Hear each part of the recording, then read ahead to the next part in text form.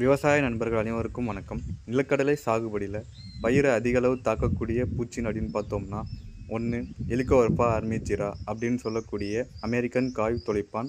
இரண்டாவது tobacco caterpillar அப்படின்னு சொல்லக்கூடிய புகையிலை வெட்டுப்புழு.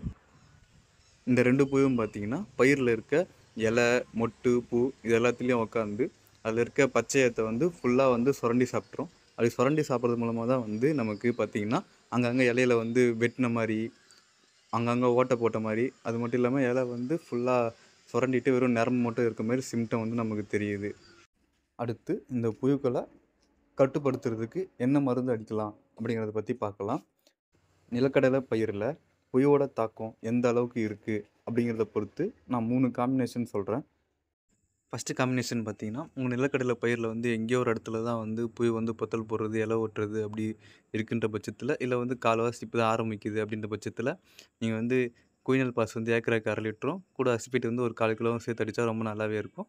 அது கூட பொத்தல் போடுற பிரச்சனையும் இருக்குது அப்படிங்கிற பட்சத்தில் எமாமக்டின் ஏக்கராக்கு ஒரு 100 கிராம் இது 3மே கலந்து அடிக்கிற பட்சத்தில் ரொம்ப நல்லாவே இருக்கும்.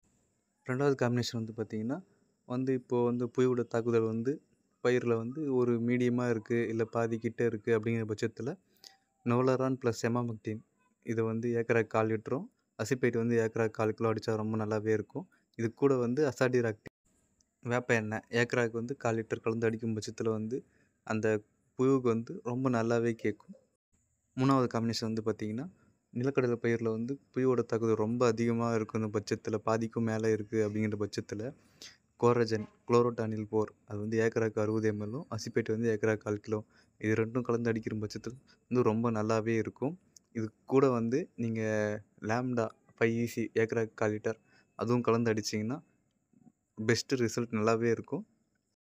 இந்த வீடியோவில் சொல்லியிருக்க 3 காம்பினேஷன் பார்த்திங்கன்னா, இந்த புழுவோட தாக்குதல் கம்மியாக இருக்கா, இல்லை மீடியமாக இருக்கா, அதிகமாக இருக்கா அப்படிங்கிற பட்சத்தில் தான் 3 காம்பினேஷன் சொல்லியிருக்கேன். நீங்கள் உங்கள் பயிரில் எந்த மாதிரி இருக்கோ அதுக்கேற்ற மாதிரி நீங்கள் வாங்கி அடிச்சிங்கன்னா ரொம்ப நல்லாவே இருக்கும்.